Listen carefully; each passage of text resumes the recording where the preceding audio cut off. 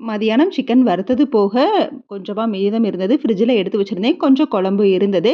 சரி சட்னி அரைச்சுட்டு நம்ம தோசை மட்டும் ஊத்திக்கலாம் நைட் டின்னருக்கு. ரொம்பவே சிம்பிளா முடிச்சிடலான்னு சொல்லி, நைட் டின்னர ஈஸியா முடிச்சாச்சு. ஃப்ரை பண்ற நேரத்திலேயே சட்னியும் அரைச்சு தோசையும் ஊத்த ஸ்டார்ட் பண்ணிட்டேன்.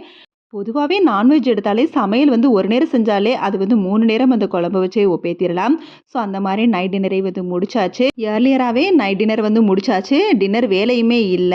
மதியானம் வச்சத வச்சே சமாளிச்சாச்சு. இந்த மாதிரி குக்கிங் வேலை ரொம்ப கம்மியா இருந்துச்சுன்னா, அப்ப சின்ன சின்ன கிளீனிங் ஒர்க்க பார்த்துக்குவேன். இன்னைக்கு இந்த போர்ஷன கிளீன் பண்ணி ரொம்ப நாள் ஆச்சு. ஸோ அதனால இன்னைக்கு இத ஃபுல்லா எப்படியாவது கிளீன் பண்ணிரலாம் அப்படின்னு சொல்லி கிளீன் பண்ணியாச்சு.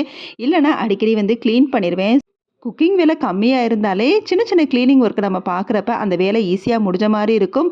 நம்மளுக்கு ரொம்ப நேரம் வேலை செஞ்ச மாரியும் இருக்காது. இந்த வேலை முடிச்சதுக்கப்புறம் வழக்கமா இருக்க நைட் ரொட்டீன் தான் வாட்டர் குடிக்கிறதுக்கு கொதிக்க வச்சாச்சு. தயிருக்கு ஊற ஊத்தி வச்சுட்டு காலை பிரேக்ஃபாஸ்ட்டுக்கு கருப்பு கவுனி ஊற வச்சுட்டேன்.